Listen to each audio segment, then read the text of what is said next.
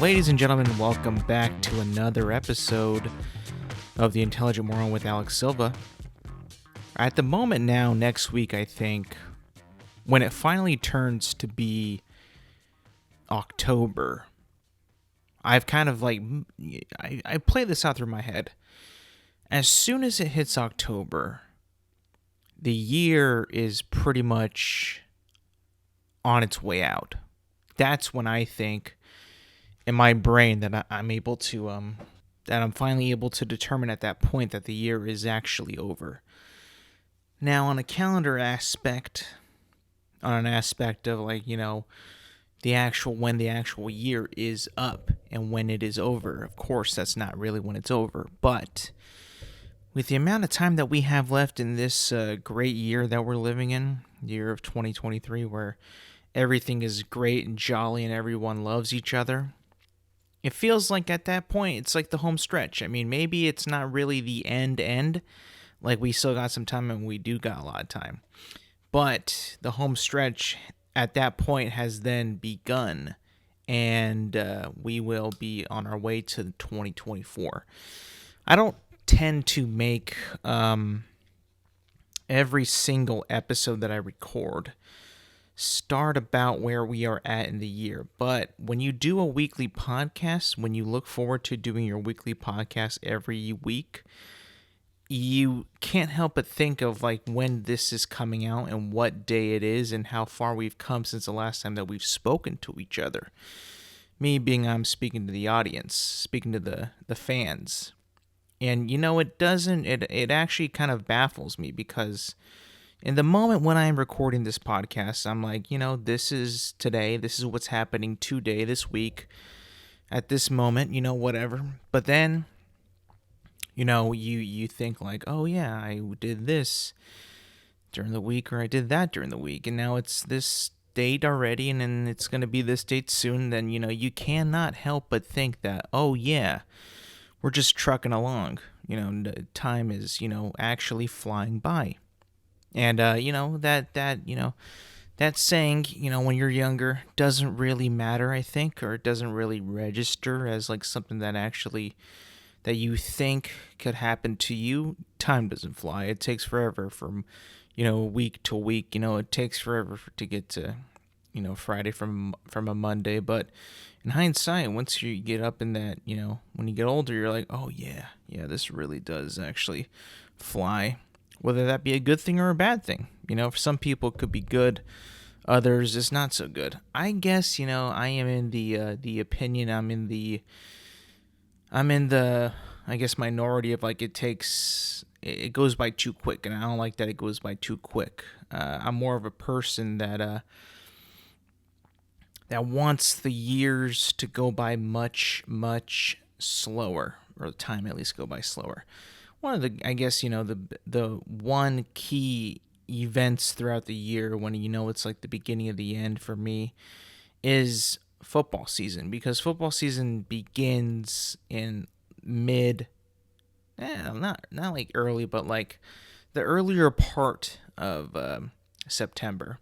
And at that point it's like, oh, fall is just around the corner, and then fall hits and it's like, oh no, the year's gone. What happened? What happened to us? Another point in the year when you're like, okay, we're almost to the end, is what we just had it last week or 2 weeks ago, was when the new iPhones launch. That is another thing for me where it's like, oh yeah, that just came out, and that's going to be, a big thing in the fall and a Christmas gift and all that too. And then it's like, oh yeah, we're almost done with the year. By the way, I actually did get my hands, or managed to get my hands, around an iPhone 15 Pro Max. I was able to hold it in my hands in person, face to face with the newest tech, the newest flagship phone from Apple. I gotta say, me being an owner of a 14 Pro Max, not much of a difference in terms of specs when you look at it at a glance. Now, I didn't really have a lot of time to fiddle around with it, kind of play around with it. I just kind of like looked at it and held it, turned it on, swiped it a few times, and that was about it. But one of the biggest things that I noticed about that device, one of the biggest things, is how light it feels. It feels pretty weightless in the hand. Now, if you don't know this, is because Apple has shifted its metal to house the for their phone. They used to, for the longest time, use stainless steel, different types of stainless steel. Now they have made the grand switch over to titanium, which is, I'm pretty sure, a stronger metal than stainless steel. I'm pretty sure it is. I have to look it up right now, but if titanium is stronger.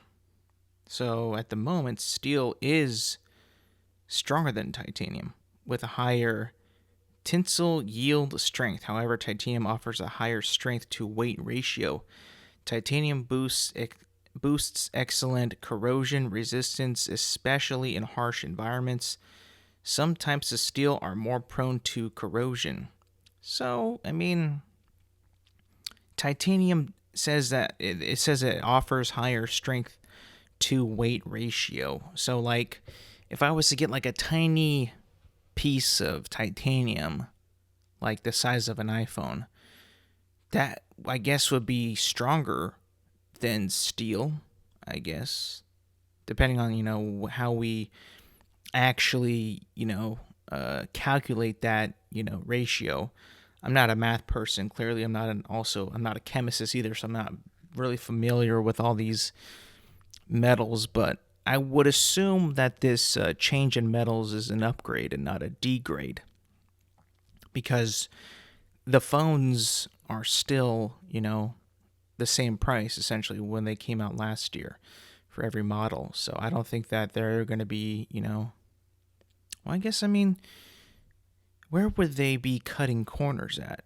Where would they actually be cutting corners to make it that price? Because let's be honest, after me holding it in my hand, getting an experience with the 15 Pro Max, I have to say, because it is made of titanium, because it feels lighter, the phone does feel cheaper.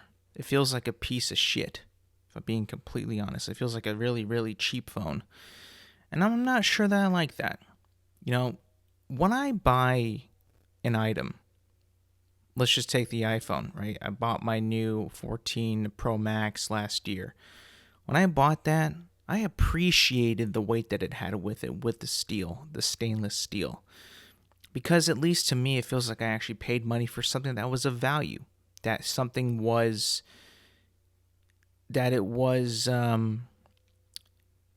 it actually, felt like it was worth something. Like it was worth the money that I spent.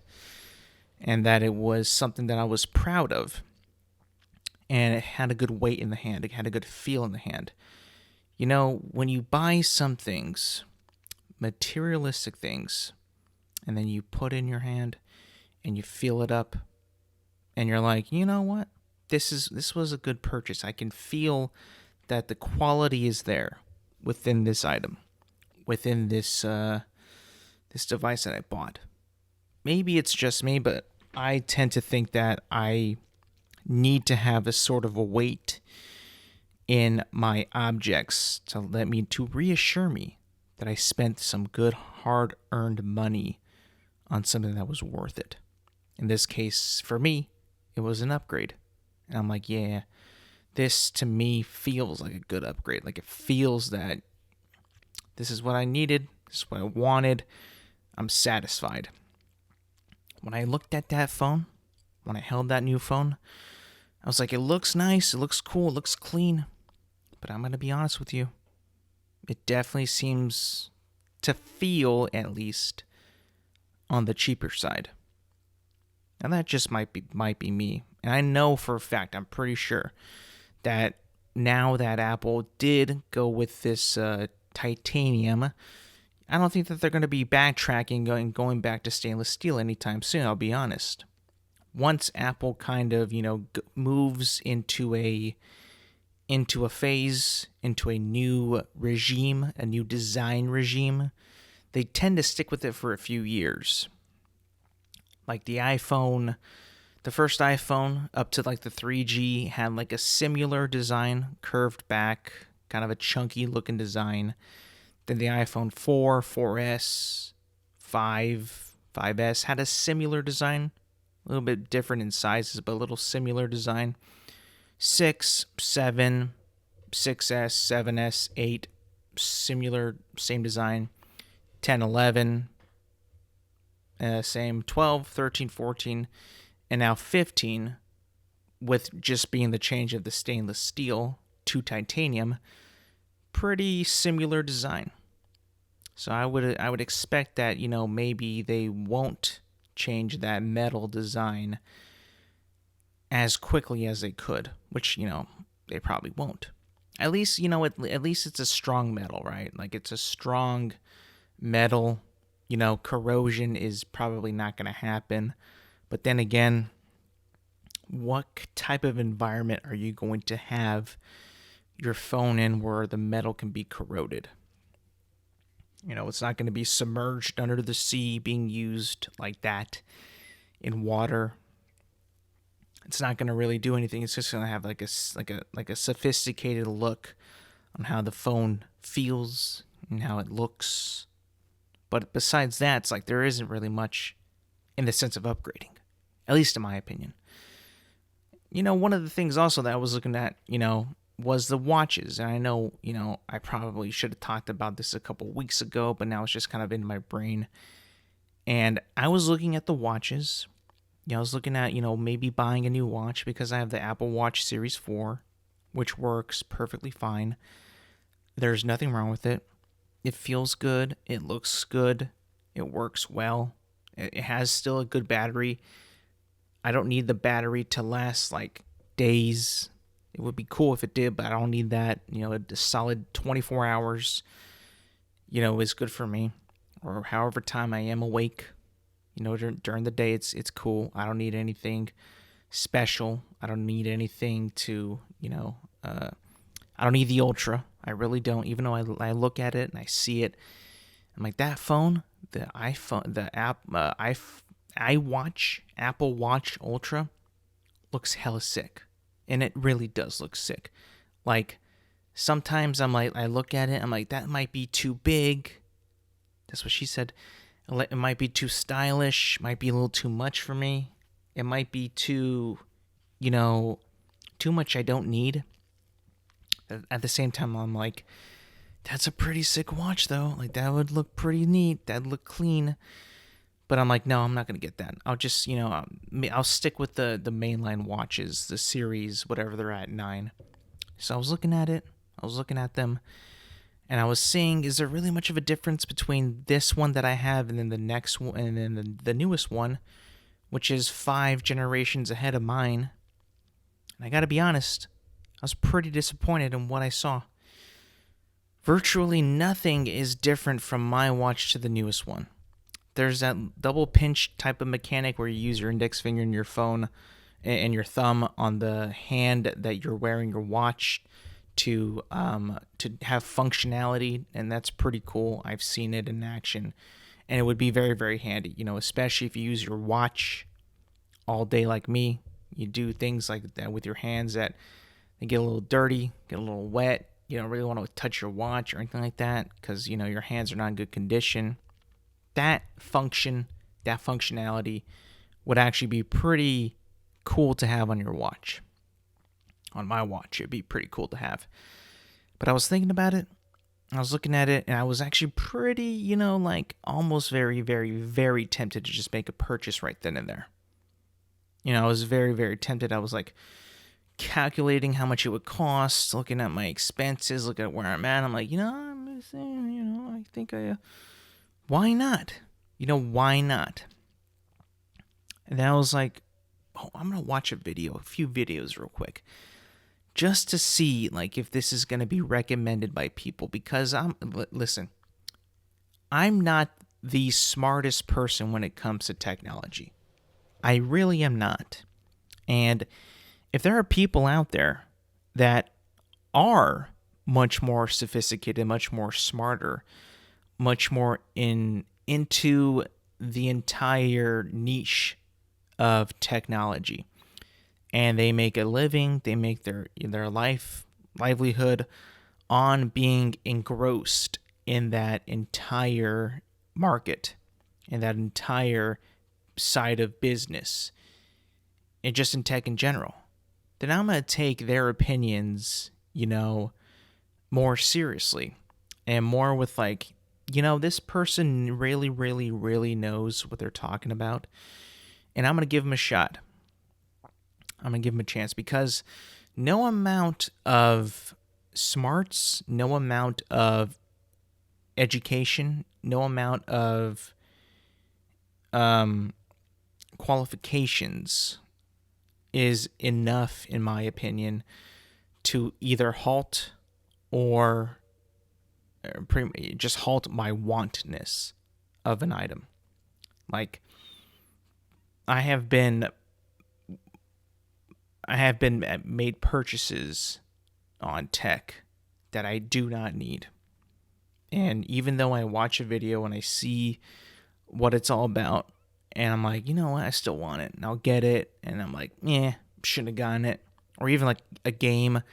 Sometimes in the past I've gotten games that I'm like, is this game worth it? Is it cool? And I still get it. I'm like, yeah, it wasn't that great. Shoot. Stuff like that. So I watched the video. I'm looking at it. I'm like, that's a sick watch.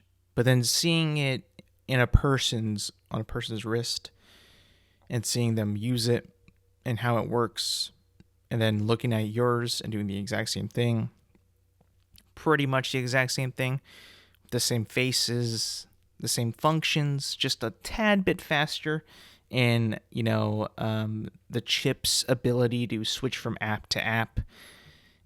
It's so minute at this point that I was just like, nah, this person's right. This ain't worth it. And I didn't buy it. I was so close to buying it. I was so close. And I was thinking to myself, just do it. Nike, just do it. Do it. Go ahead. Do it. And I'm like, thank God I watched the video, because I would have essentially wasted money on something that I already do, and something that I already use right now, right here, right now. Maybe if Apple really balls out, like really, really just like completely balls out on the next generation of watch, like next year should be the Apple Watch 10, which, I'm not saying that it needs to be a giant buff or a big upgrade, right? But I think that in terms of like, celebration, right, of the Apple Watch. Now, I'm not really too sure if it launched in 2014. It probably did, but I'm not too sure. If they've had it, I'm not sure if they've made one every year. But with 10 watches, Apple Watch number 10, possibly they can do something different, make it a little bit more fancier, make it a little bit more, a true upgrade, like an upgrade in the design, upgrade in the battery, because as far as I've looked to, honestly, the Apple Watch batteries have not really improved all that much at all, really. I mean, the Ultra, besides the Ultra, like that's like the one watch that got a significant battery, and it's huge, right? It's thick, it's big. It's like, yeah, this watch should be, have a decent, if not incredible, battery. It's marketed for somebody who's always on the go, on an adventure, outdoorsy, getting into hikes, mountain climbing, mountain biking, all this bullshit, rock climbing. It's like, okay, like, what are you going to sell? Like fucking 30 of them? That's it? Like, I don't know many people out there that are going to be doing all that type of shit. You know what I'm saying? Like, I just don't know how many people that are going to be, like, into that type of shit. Anyways, that's just kind of my thoughts, Once October, September really hits is when new iPhones come out, and that means that the holidays are just around the corner. Which, I'll be honest, man, I am so looking forward to the holidays this year. I'm just feeling, that once the holidays roll around, people just get nicer. At least that's what I kind of, have experienced in my life the past couple years. The people just tend to get a little bit nicer.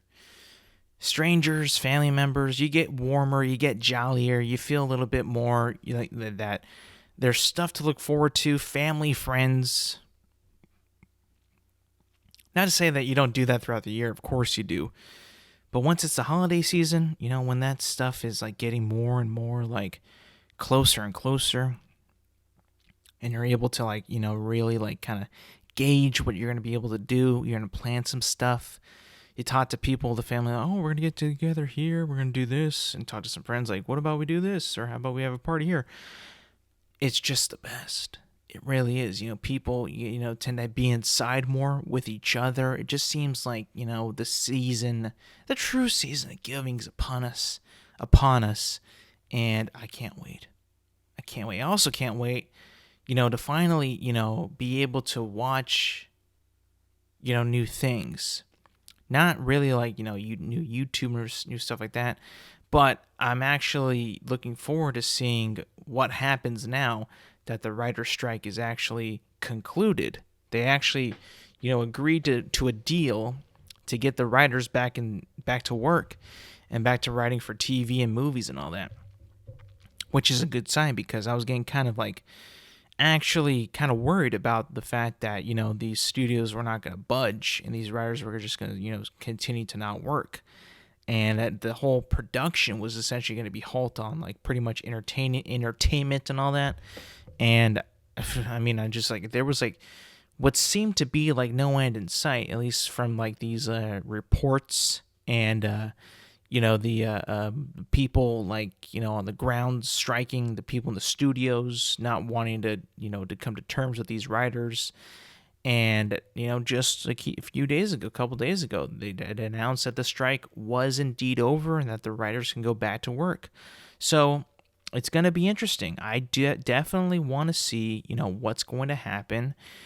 Are movies and TV shows at the moment going to not be good? Because, I don't know if like, just because like they decided not to, have the writers there, are they going to, throw out the scripts that they've already written, that people have written, or are they just going to continue from where they left off? I'm not too sure how that works, but it's definitely something that it's like, thank God we kind of avoided at least like the studio's ability to just use AI whenever they want. Now I think that it's up to the writers and the creators if they want to use AI, if they want to use it for certain things, if they choose not to. My hope and my prayers are that they don't use AI whatsoever. Now, I'm a type of person where I think that, movies and TV shows are just like any other type of work out there.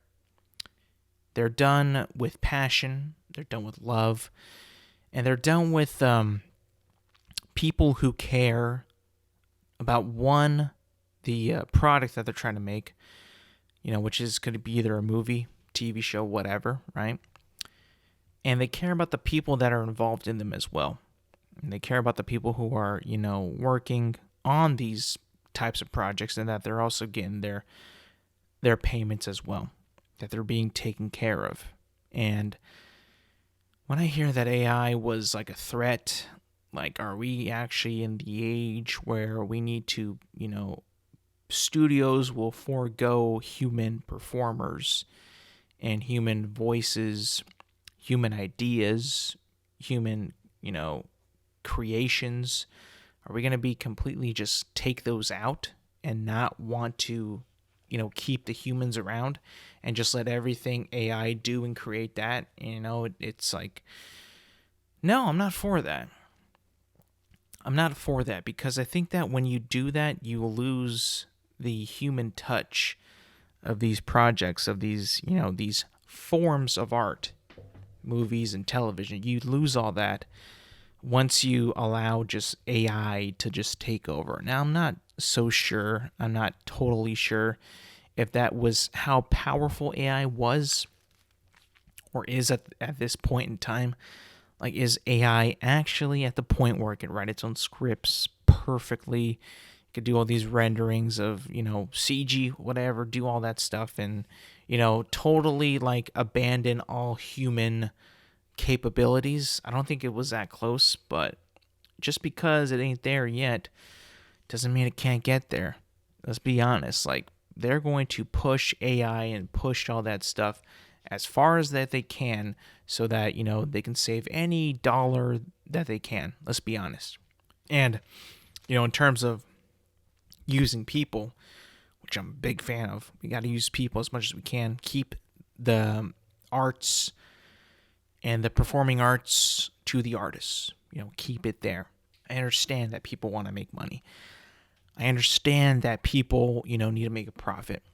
I understand that people, tend to spend a little bit more on their budgets than they should.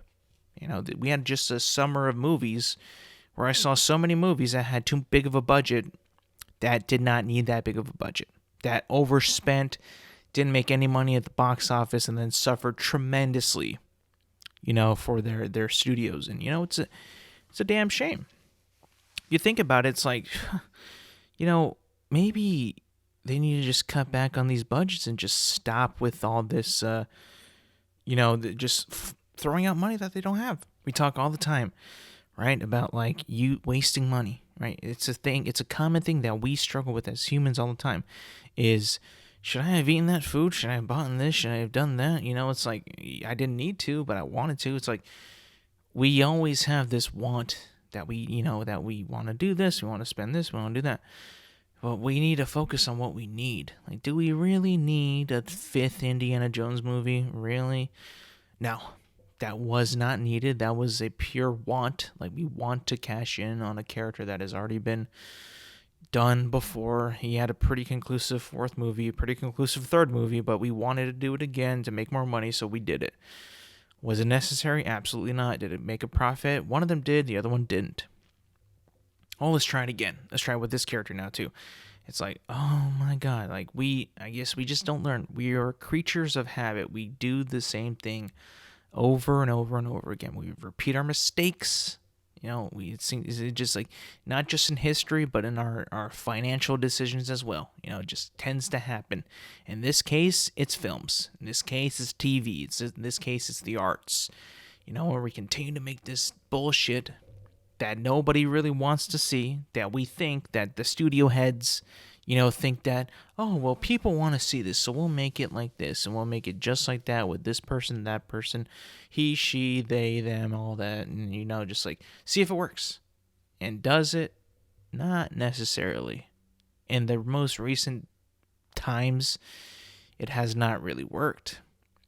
Biggest example, Indiana Jones. I mean, like I just said, what an absolute dumpster fire. An absolute dumpster fire. The Flash, an absolute dumpster fire. It's sad, right? You don't want to see failure. No one wants to see failure, especially in a thing that you love, like, dearly. Like, I love movies. I don't want them to be bad, but when they are bad, you can't just be like, yeah, whatever. No, you can't just say that. You can't, go and be like, yeah, whatever, it was nothing. No, you have to actually point it out. That way you can never make that mistake again. That way you at least try your very, very hardest to avoid that mistake. When you just ignore it, you act like that there's no problem when there is a big problem. We also have a problem in this country, a problem in society, I think. A problem in humanity is like, I see this everywhere, is not owning up to your mistakes. Not owning up to what you did wrong, what you made a mistake on. And when you ignore that, you think that everything is fine, that you think that you did nothing wrong. Well, in reality, you did do something wrong. You made a big mistake that costs either money, relationships, whatever. It's a thing that people need to understand, that when you make these investments in making these high-profile movies that should do numbies, that need to make a profit, that, we're not just, putting this out for people just to see. We got to make money as well, because we want to keep making the things that we want to make. And I just think that, with the writers coming back, it's like a good reset. Now we have parameters now with this AI. That way we can make, movies and TV shows that actually, people want to see, that people want to be involved in, people want to make, and not at the moment push for the AI stuff, which I think that we should never do. But I'm not the one calling the shots over there. Unfortunately, I don't have the power to be like, you know what, that is going into production. We're going to use AI on that. That is not, they don't want to use AI, and we're not going to bother with that because we don't want to pay them. I don't have the power to call those shots, and I don't want that power either. I truly, truly don't. But someone needs to step in to make those hard choices and really, really, really just make the choice. Make the good choice, the human choice. Put people first and not AI. I mean, trust me. You're the more people that you surround yourself, the better you are as a person. I think that's also something that, in hindsight, when you really look at it, surrounding yourself with people is like the best thing that you can do as a person. And I'll tell you why. Yeah, you might not be, the most like people loving person out there, but even putting yourself into situations where you're at least around more people than usually you are, I have found that it is much better for your mentals and just your overall health in general.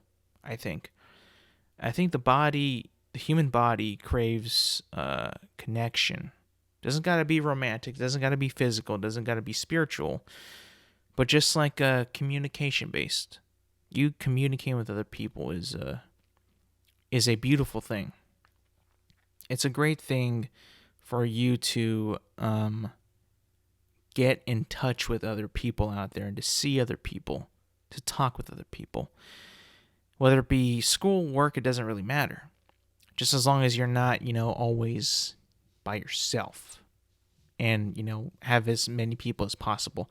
Like if you've seen the behind the scenes of how they make these movies, these big budget movies that, that they make.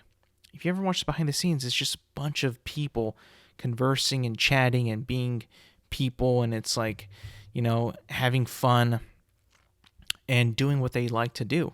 And it's something that you have to, sort of not neglect. You're a person. You have to think back to your ancient ancestors. Like human beings are creatures of community, creatures of communication, creatures of culture, and creatures of camaraderie, brotherhood, sisterhood. That's what we're all about, that we've always been about. And when you neglect that, when you have less people, you don't have as many as when you don't communicate with a lot of people out there, it kind of is like a big hole that's in your genetic code that you're designed with, and how you communicate with people, and how you function as a person. You're dramatically better at functioning as a person when you have more people around. As bizarre as it sounds, I think that it is true. The more you talk to people, the more you're better off, in the real world. Online, it's different. Online, you're not really getting a full connection when you're just chatting with somebody via text. Now, video chat is different, but if it's just like through text, message boards, whatever, it's not the same. It truly is not the same. You've been there, I've been there. You know that somebody's going to type something that they wouldn't actually say online or in real life. They just wouldn't do that. That's not, it's different when you are hiding behind a keyboard. It just is. Anyways, I'm glad that the strike is over. I'm glad that that's over. I'm glad that the writers are back to work. Now we just got to work on getting the actors back to work, because we know without no actors, we get nothing. We get no TV shows, no movies, nothing. It's all on the actors. So as soon as we get that, I'll be cool. Hopefully, now that the writer's strike is over, and hopefully that the actor strike is also over soon, that they reach an agreement with their strike, that we can get actually some of these movies that have been delayed, possibly recommissioned to go back to their original release date. Like, I would absolutely love, love, love if Dune were to come out this year in November. I think it would just be the best if Dune got released this year. I was super, super, super sad that it got delayed until next March. And I was like, fuck, man, Dune would have been a sick movie for this fall to see. Like, just perfect timing, perfect time of year to see Dune during the fall in November. Like, put it out there. Like, give me that shit now. Or I'll wait till November, but I will see it day one. The fact that it's not coming out until March at this very moment of this recording is very sad. Hopefully they can get their strike over with for the actors and then possibly move it back to its original release date. That would be an actual win. I think for me, for movie lovers, movie fans, that would be an amazing win. But at the moment, right now, I'm not going to take anything for granted. The writer's strike is over. They're back at work on a tentative agreement at this moment. So we can only go up from here. I'm just hoping it's sooner rather than later so I can get Dune in November. All right, moving on to the NFL. And before the NFL, actually, this is some breaking news right now that I think has never really happened to me in my entire life. And it might be blowing it a little bit out of proportion, I'll be honest. But in terms of how me at this moment, me right now, and the performance of my fantasy team, I have never been at this highest point in my entire life. And let me tell you, this is a great feeling. It's an incredible feeling. For the first time, I think in my entire life, my fantasy team is 3-0. I am 3-0 in my fantasy league, and I don't think that I've ever started 3-0 in my entire career of playing fantasy football. And let me tell you this, it feels so good. It feels absolutely incredible to be 3-0. You know me. You know how I felt about fantasy football. I've called it nothing but luck. Pure luck and nothing but that. I've been pissed off about it for the most part of my entire existence. I've been furious about fantasy football.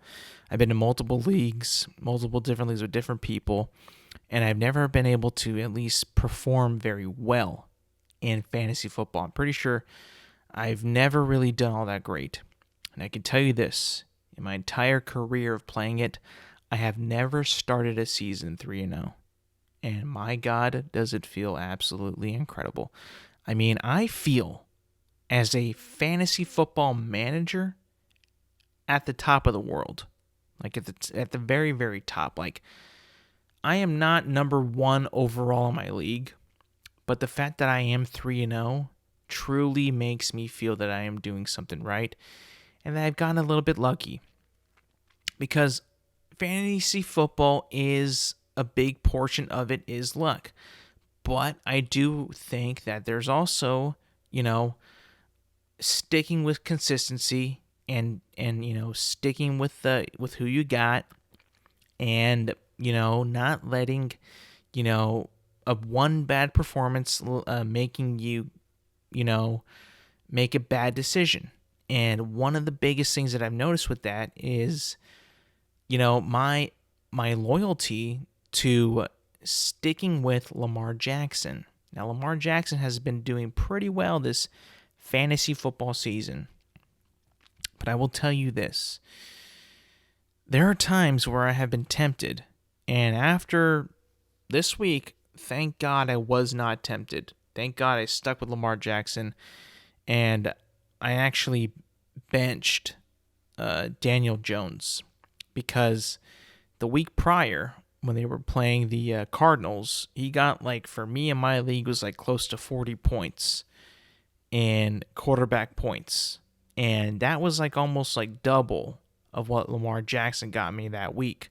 So going into week 3, which we just had, me as a manager, I was honestly very, very, very hesitant to starting Daniel Jones. I knew that they were playing the Niners, but I thought that, you know what? Even last year, Daniel Jones had some pretty damn good games, like pretty solid, like freaky games. Like he was running the ball, he threw the ball. They also had Saquon Barkley, which they did not have in week 3. But I was thinking to myself, you know what? What if I ended up shocking the world? And what if I started Daniel Jones and actually won my matchup and he performed very well? Well, last week he only got 5 points. So, in this case, in this scenario, I ended up sticking with consistency and I stuck with my guy, Lamar Jackson. And I ended up winning the matchup. I could not believe it because this shit never, ever, ever goes my way. It never goes my way. And I always feel like, I tend to overthink things. I tend to get into my own head. I don't really understand why some players just can't get shit done. It truly is one of the most frustrating things that you could ever get yourself into is fantasy football. It's borderline the most dumbest thing that you can put yourself through for 18 weeks of your life. It really is. It's really so stupid that it's so avoidable. It really is. However, fantasy football also provides a type of enjoyment that I guess can only compare to sports gambling, which I don't do. It's a little bit, but it's more on the safer side. And it actually provides like a much, much, much better way of viewing football, in my opinion. But also at the same time, a much more annoying and petty way to view football. But, at the moment, I'm taking my highs when I can, and I'm enjoying every second of the season. I'm literally drinking the season in, and it tastes so good. Being 3-0, football season in full swing, about to be week 4, like we are moving, like we are vibing. It is an absolute vibe, and I'm enjoying it. Now on to the NFL talk. Week 3 was pretty telling. It actually more telling than I've ever seen a week of football this early in the season in a long, long, long time. We got a lot of things to look at, a lot of things to talk about this week in the NFL.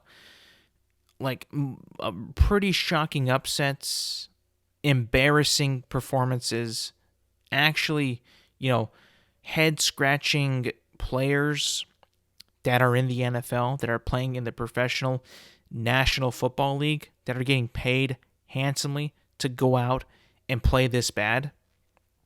Some coaching performances that have been abysmal, and that we can just be like, bro, what the hell were you thinking? There's been a lot of that going on. But to start, we'll start off with week 3. We had some pretty good games. This was the week that I told you last episode that was going to be pretty lopsided. And, with having 9 games on Sunday morning, 3 in the afternoon, of course, the Sunday night game, and then 2 Monday night football games, of course, plus Thursday night football. But it was going to be pretty lopsided nonetheless. So, game number 1, Giants, 49ers. I mean, the Giants, desperately needed some running game. They desperately needed the running game back. As much as we can kind of, look at it from from just head on looking at the Giants right now, what is one of their bigger weaknesses besides the lack of the running game is the lack of receivers, the lack of production at the wide receiver position, and the offensive line. I mean, I just like looking at those issues you're not going to get a whole lot of production out of your team. Let's be honest. At least when you had Saquon Barkley, you were able to, chunk up some plays and get some yards, maybe hopefully, get some chances with the receivers. The fact that they have Darren Waller too, and that he can't do shit is also pretty insane to think about. You almost think that it's like not the same guy out there that you saw, with the Raiders a few years ago. He was like pretty much catching everything. So the 49ers beat the Giants pretty easily, let's be honest. They beat them 30-12. Colts Ravens. This was actually pretty I never thought this would happen. The Colts go into Baltimore without Anthony Richardson and going with Gardner Minshew. And, they have to pretty much adapt to what they got. Minshew, who's a pretty decent backup. They got Michael Pittman and really got much of a running game. And going up against Lamar Jackson, with Lamar Jackson's got the abilities, he can do shit. Mark Andrews, Zay Flowers, he can do stuff, and the Colts actually come up with a win. It's pretty, in overtime, pretty not convincing of like they're like a for real team, but a team that is able to, adapt to what they have to face and use whatever that they got to get a win. And it was actually pretty, shocking for me, as someone who thinks that the Ravens can be one of the better teams in the National Football League, to lose to Gardner Minshew and the Colts, who don't really have, a whole lot of top players, a whole lot of stars, but the fact that they are 2-1 after week 3, it's a pretty good position. I mean, like, you can't really be like, I wish we were better in this or that. Bro, you're 2-1. Like, first of all, we didn't really think that you were going to do that much at all this season anyway. So the fact that they are 2-1 is, they got to be like pretty like, happy about that. I mean, for sure. The Colts beat them 22-19. Titans, Browns. The Browns just annihilated the Titans 27-3. It was not a competition. Ryan Tannehill is terrible. He sucks. Deshaun Watson played good enough for the Browns to win a game. A pretty quiet 27-3, I'll be honest. A pretty quiet game. Wasn't shown a whole lot on Red Zone. I kind of forgot about it, I'll be honest. But the fact that they were able to, come back after losing to Pittsburgh and putting 27 points on Tennessee, who does not look good by any way, shape, or form looks that good. And probably the biggest, question mark on that Tennessee team has got to be Ryan Tannehill. Like, he is not performing well whatsoever. He doesn't seem like he's, up to speed. He seems like he's just inaccurate. It doesn't seem like he's, seeing the field all that well, seeing the game all that well. I mean, he went 13 for 25. I mean, like, that's with only 104 yards. So either they're just like not, just not a good performance. Like, he needs to be in more of a command of that offense in order for him to, I guess, perform better. And at the moment, they probably don't like trust him all that much. Falcons versus Lions. The Lions win 20-6. The Falcons kind of, came back down to earth after this game. They weren't as good as we thought they were after starting 2-0 and then coming back and just only scoring 6 points against the Lions. The Lions get another win. They're 2-1.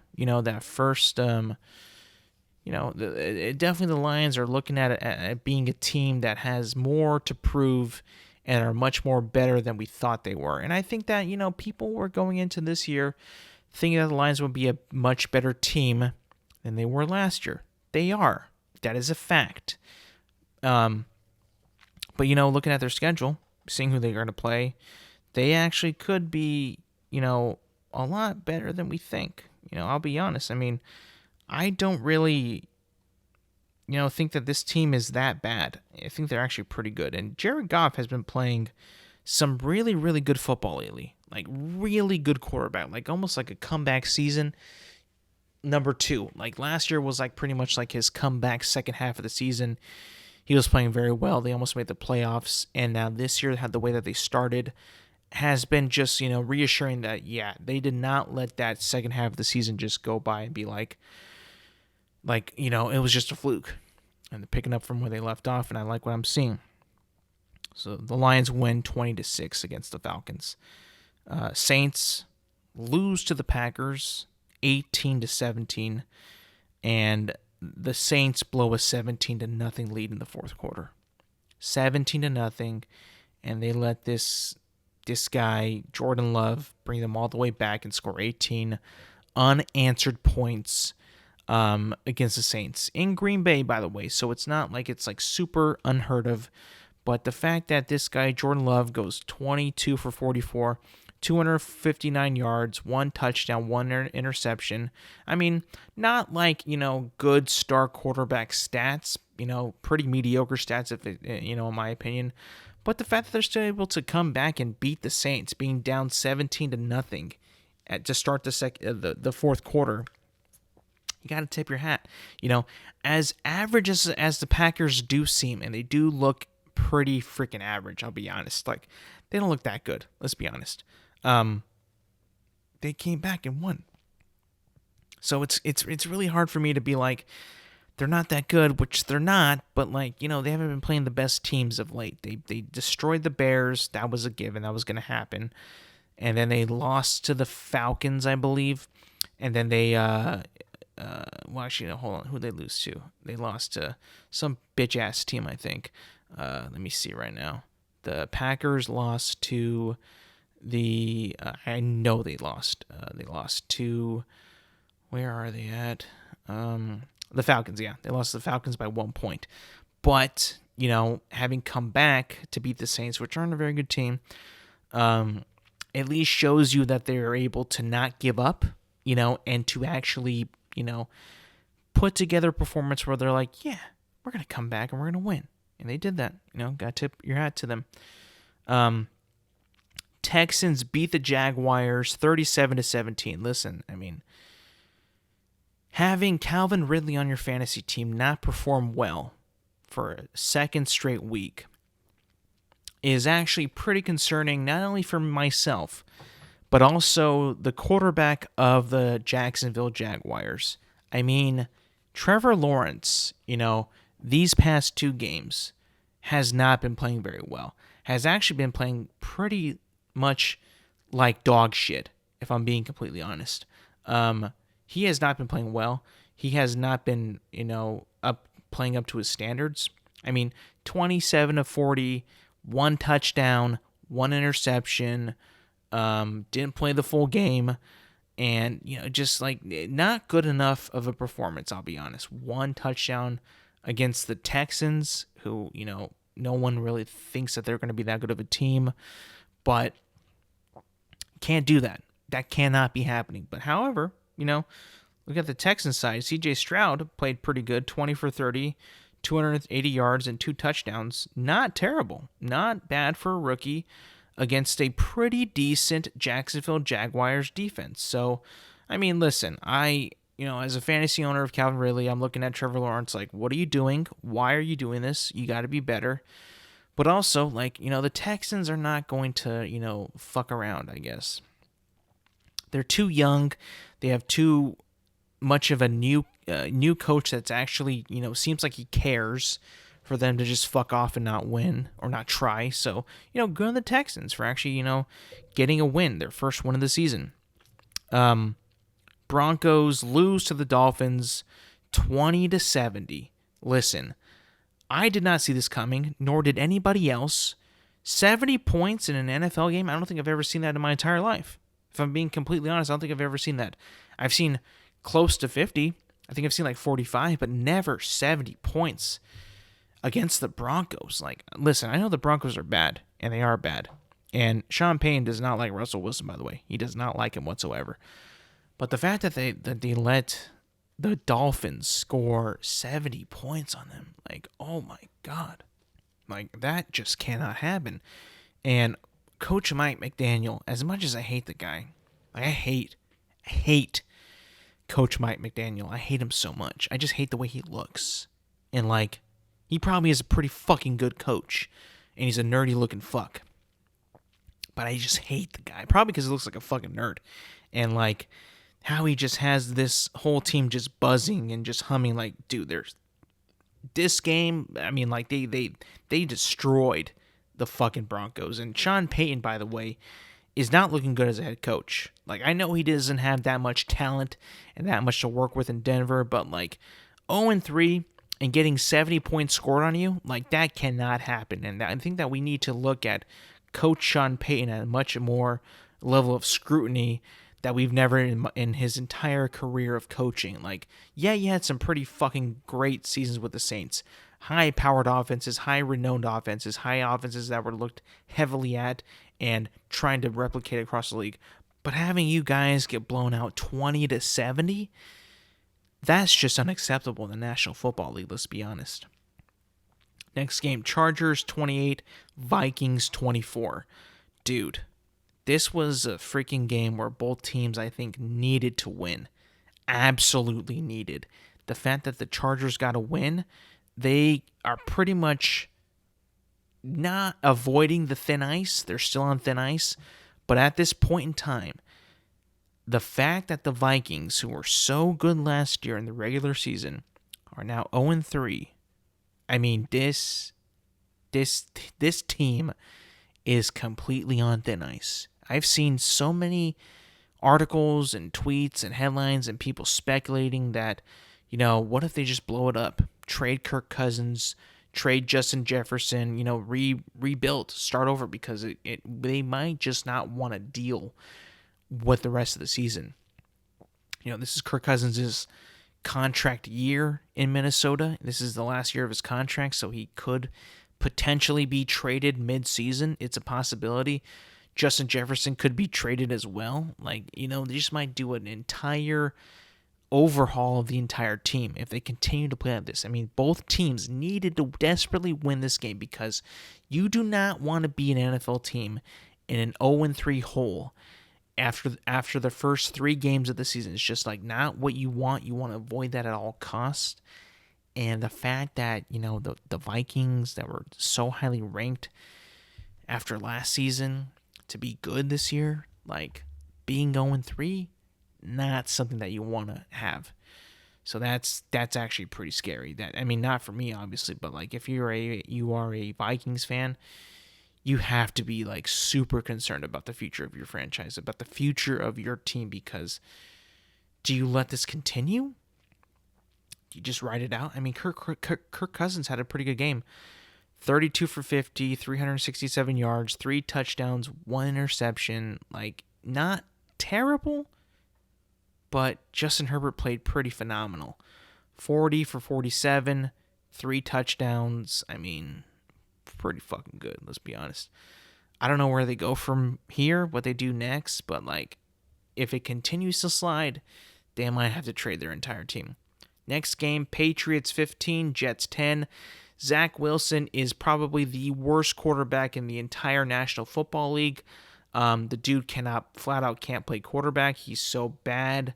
He made a team. He's making a team that was so talked up with Aaron Rodgers at quarterback, thinking that they could win the Super Bowl. When you put Zach Wilson in there and he's the quarterback, you don't think that this team can win any other game. Like, it's crazy how we all thought that the Jets were going to be a Super Bowl contender and that they would be there at the end. With this man, Zach Wilson, at quarterback, those thoughts seem so stupid, so pathetic, so like over the top. Like, we did not know what we were thinking. We just overlooked how bad the team is, or maybe just how bad Zach Wilson is. Or maybe how bad Zach Wilson is affecting the team and how bad that they are playing. He went for 18 for 36, 157 yards, no touchdowns, no interceptions. I mean, Garrett Wilson had 5 receptions for 40 yards, 9 targets. I mean, like, it's just not working. I mean, do you think that if Aaron Rodgers was playing, would he have the same outcome? Would it be this bad? I don't know. I mean, the offensive line is pretty freaking terrible, but I think that if it was Aaron Rodgers behind center, that they might have more of a they might have had more of a reason to play better. I don't know. I'm not too sure, but losing 15-10 to a bad Patriots team is not something that they want to be a part of. That was terrible. Bills 37, Commanders 3. The Commanders' win streak is over. The Bills look like they're back on track, scoring 37 in Washington against the Commanders. I'll be honest, I did not think that the Commanders would play that bad, having won their past two games in pretty, good football fashion. Not terrible, but the Bills just destroyed them. It was just like crazy how much they allowed Josh Allen to be that good. It was pretty insane. I mean, I would thought that they would be pretty good, maybe not great. The Bills in the past two games didn't seem like they were like perfect, right? But like, I guess like Josh Allen just, he didn't even do that much. 20 for 32, 218 yards, 1 TD, 1 interception.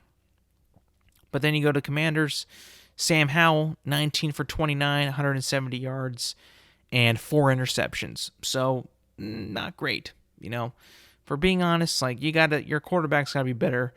Sam Howell's gotta be better. He's not that great at the moment, but he can be better. Pretty big shock, actually, in the next game.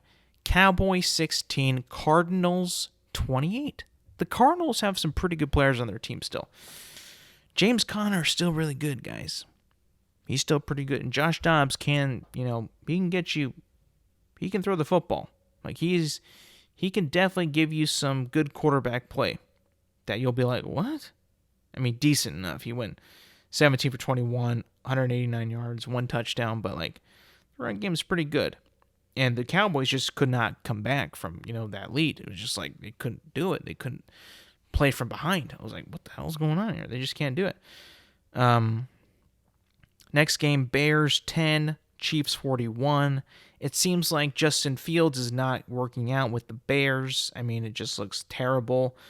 It's kind of embarrassing that this team is allowed to compete in the NFL, having, scored no points. I'll be completely honest, and just playing that bad. It does not seem that they should be competing with NFL teams, if I'm being completely honest. I mean, Justin Fields went 11 for 22, 99 yards, 1 touchdown, 1 interception. What is going on? It doesn't make any sense. It's something that's kind of embarrassing to watch. You actually don't want to watch. I didn't see any of this game on... Well, I didn't see it on Red Zone. Actually, I wasn't watching it on Red Zone. But I didn't see much of this game because it was so bad. I mean, but you're playing the Chiefs, and I guess the Chiefs are one of the top teams in the NFL, but still, like, at least have a little bit of, passion. At least try, to play good. You're not going to do that, then why even show up? You know what I'm saying? Sunday night game, Steelers-Raiders. This was a close game. A lot of penalties, a lot of dumb shit, a lot of Josh McDaniels not going for it. Instead of kicking the field goal. Not a lot of good stuff happening with the Vegas Raiders. The Steelers didn't play that great for the beginning of the game, but they kind of built momentum off of the stupidity of Josh McDaniels and his stupid-ass decisions. And it's like they just kind of eked out with a win. The Raiders kind of came back a little bit, but ultimately not very threatening.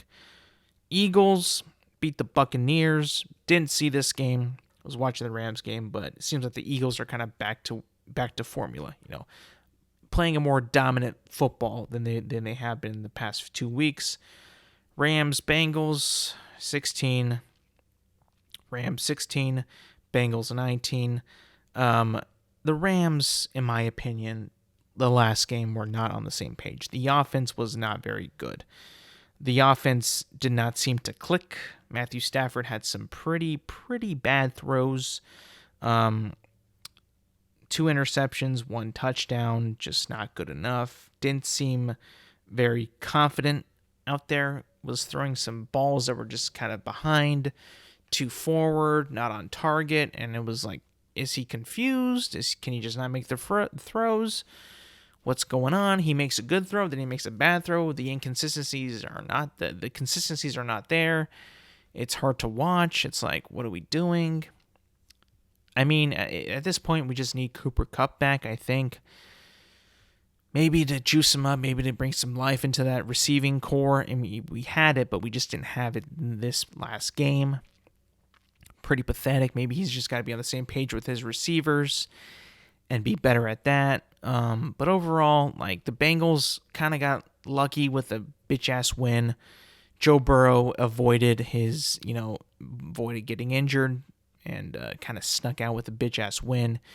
Even though he didn't do all that much either, like, it was just kind of a managing an injury, managing the lead that we got type of win. Not a game that you wanted to watch and be like, oh, this is riveting. It was an alright game. It was okay. But we got to get back on track. Offensively, defensively, we played okay. We played pretty decent. We just could not score for shit. We were not clicking. Our offense was just not humming, and it was just like, we need to get on the right page for next week because this is just terrible. And that's going to be it. And that's it for the NFL. And that's it for me today. People, thank you for listening and thank you for watching.